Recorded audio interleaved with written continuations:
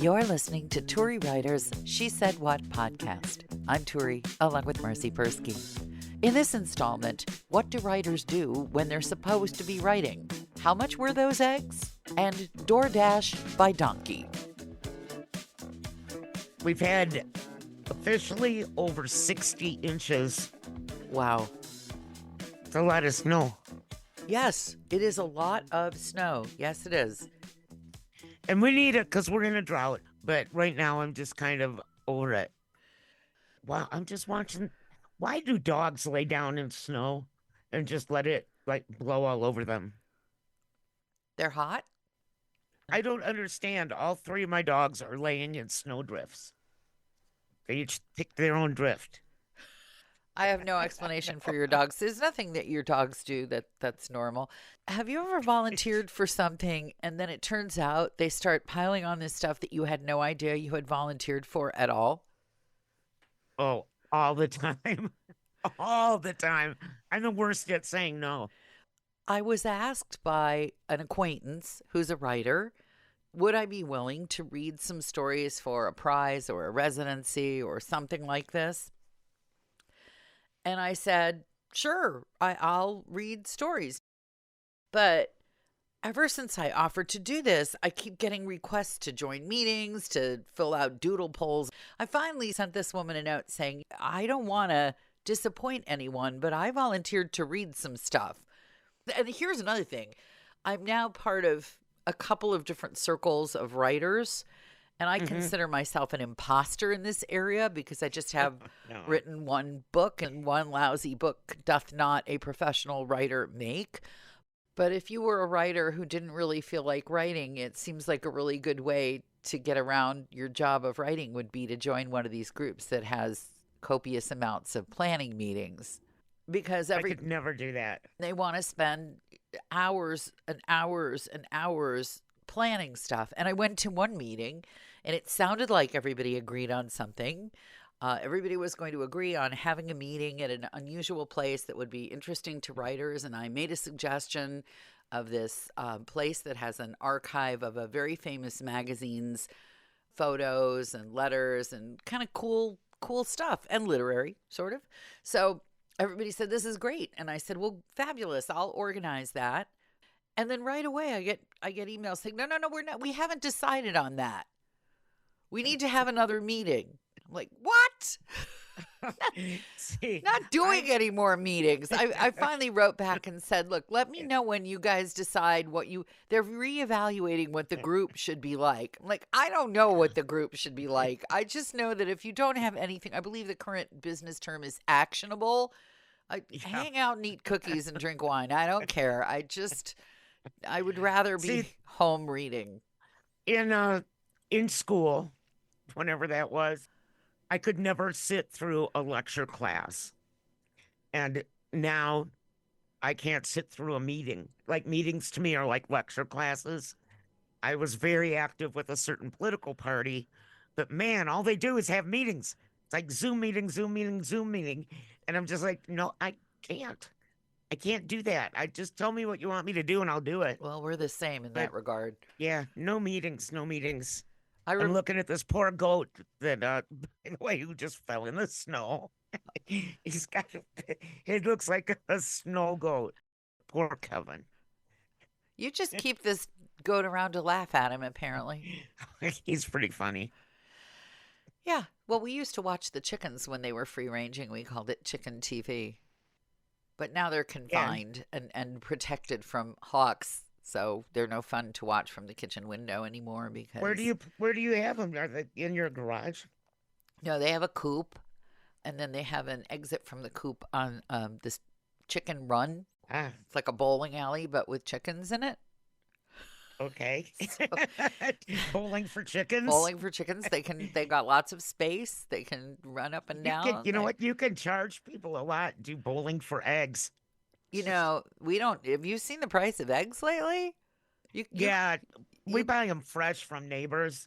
So we're still paying like $3 for a dozen fresh eggs. They're like $10 in the grocery store up here. Our chickens don't lay eggs in the wintertime. Up here they do. But you know what? I've never been able to figure out how to hard boil eggs up here. I have to buy them at the store already hard boiled. You told me that. I thought that was hilarious. But I bought this like little egg machine. What is an egg machine? It's supposed to hard boil your eggs for you. Well, there's It your does, first it does mistake. like four at a time. And it's the the instructions are in a language comprised of symbols, like different upside down, sideways, like the artist formerly known as Prince kind of stuff. So that I can't read it, let alone tell like what country, what language it's supposed to be. But it definitely does not hard boil my eggs up here at 7,000 feet. Well, okay, two questions. First of all, these symbols, were they meant to be a language or were they meant to be Yeah. internationally understandable symbols? Well, No?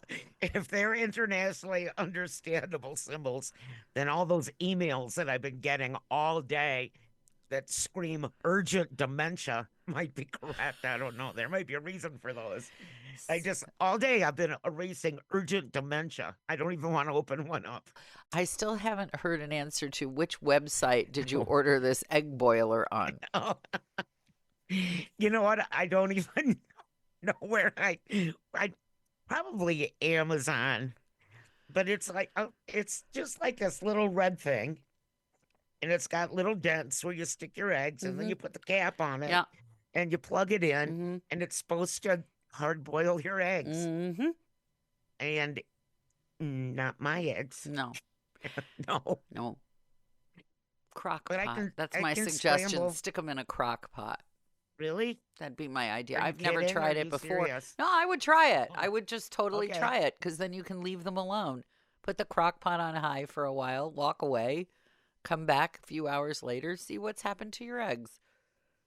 It really is expensive to buy them from the store already hard boiled. I gotta tell you. Yeah, I would imagine. Here's a weird feeling. Somebody that everybody in the business seemingly loved, whom I did not know. This person was a radio person. Everybody loved him. Like the kids of people on the air loved. Everybody loved this guy. And I never met him even once. So I never minded that I didn't know him until he's dead. And now I'm really upset that I never got to know him. Did he just die? He just Or died. has he been dead? No, just died. Okay, so this wasn't like some kind of an epiphany that you woke No, up in the middle of the night and no. said, Paul Harvey died 20 years ago, and I wish I knew him. But I know that you know him because we all know him because we all took the same elevator in Chicago. Yes, we did. That didn't mean you knew him well, good old Paul Harvey. It just meant that he was Good day. Good day, right? Politely. Yeah, he would call up to my office all the time asking for this or that or this and that. And I'd always volunteer to take it down to him and say, good day. He was very sweet, Paul Harvey. No, this guy just recently died. He'd been ill for a while. His radio station has devoted itself to playing old interviews that he did with rock stars and cute things Oh, he that's said. nice. It's very nice. It's what radio should be. More of us should die so that radio stations can actually Yeah, drop so- our so formats. Stations can get more personal. Yes, that's what it's going to take, apparently. And also, I don't know what the there's FOMO, fear of missing out. But what is it if it's Yeah. the past tense? Like, I already missed out and there's nothing to fear. You just have regret. Regret. I guess this is the definition of regret. There used to be a local channel that played like really cool music, but I have a feeling that it was a pirate radio channel. There's a job for you. Pirate radio? Yeah, cool. Do that. Who's going to pay me for that? Well, who pays us for this? But it's fun. I know. I need the green, baby. You know what I love? I love when we need more people Benjamins. I love when people think this make this podcast makes us a lot of money. Yeah, we're millionaires, let me tell you. We have a wedding that we have to pay for in May, Oh, which we're counting down the days. very cool. This Yeah. would be the Michigan son? Yeah. Very Yeah, and cool. we have to get Eve a dress because she's walking the dog down the aisle. We have no plans. This is like Keystone Cops running from one room to the next room to the next room to the next room, or Benny Hill running around a tree. We all have to coordinate flying. We have to coordinate driving. We have, and none of us are coordinated. It's just like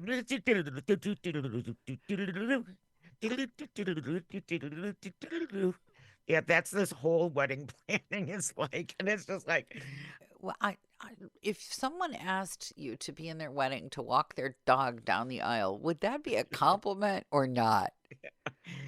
with Eve, it's a compliment because she loves the dog. Eve Okay. loves the All animals. right.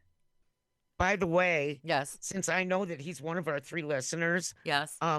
Bob, we're all staying at your house. Clear space for 7. I will edit this out. We're not doing your travel booking on the podcast. No. Then we could have a travel podcast, which we don't have, since neither one of Wouldn't it us be really ever nice if- goes anywhere at all. Wouldn't it be nice to have somebody like pay us to travel and pay us? You to hate eat? flying. What are you talking I about? know. Why would Well, you? I was thinking you could do the flying part and I could do the eating part. I see. And where exactly within the radius of Williams, Arizona that you are willing to drive would you be eating? I could eat in Flagstaff or Prescott or the Grand Canyon, and that pretty much limits it. Yeah, I don't know what you eat in the Grand Canyon. Granola bars, I thought. It's lovely there. That's all I have to say. I don't think that I would want to eat at any restaurant where the food has to come over a mountain on the backs of donkeys to get there. I just don't think that doesn't seem like it bodes well for your meal. It's fine if you're eating like some, what did they call that stuff? Burdu that's made with squirrel. Oh, I think if you're eating that, if that's what you eat, great. Open up a restaurant in a national park. But if There your is if your menu consists of anything other than venison, moose, and burdu, you can just forget about most people eating there who have any common sense. And I don't care about your works progress fancy tale lodge that you built hanging off a cliff. I don't trust it, because until you figure out how to bend the space-time continuum, whatever is showing up in your lodge is at least old enough to have been thrown out of most people's refrigerators. 45 miles up the road from here, Yes. up in Seligman, is a very popular restaurant called the Roadkill Cafe, Fantastic. which I have not yet gone into. I've seen Seligman. I've been through Seligman. I can't imagine anything they would serve me in Seligman other than roadkill that would seem to be a natural fit for the desert environment from which it emanated. Let's make fun of more towns. Well, Let's it's have not like more we have people to come worry. egg my house. More people to egg your house. Oh, there's a plus. At $10 a dozen, nobody's house will be egged. At Or this, toilet paper either, because that's expensive too. right. We're going to have plenty of cow pies to throw over here. Somebody doesn't come get their cows. Still cows? You still have those cows in your yard? They're smart, though. I like how they lay down underneath the trees. Then when they stand up, if there's a big hole where the snow was, Yeah. and then they can eat the weeds underneath the snow. So I There's your I cow don't lesson think for I want today. to eat anything that's prepared by my own body heat. I mean, if I used to, they're cows. sometimes when you take the baby out, when the baby was little, if you had the little bottle of pumped milk or formula, you would stick it under your arm. But I think that's about as close as I want to get to preparing food with my own body heat. See, now you've just given me a scathingly brilliant idea to take to Shark Tank. Body heat food. It cooks overnight. You to while- sleep in on your it? bed. Ugh. Yeah, you sleep on it. It'll be like a mattress cover. Yeah, like meatloaf. just Let me so- sleep yeah. on it. I'll give you my answer. Exactly. Let me sleep on it. I'll give you your breakfast in the morning. Grits and oatmeal Ugh. and meatloaf, Disgusting. loose meat. No, I don't want to hear about it anymore. Now it's your turn to make me sick to my stomach. Okay. Assuming you've come this far because you enjoy the podcast, may we recommend my book, She Said What? A Life on the Air. It's available at your neighborhood bookstore or on Amazon. And if you're feeling especially generous, please leave the podcast a good review. Thanks.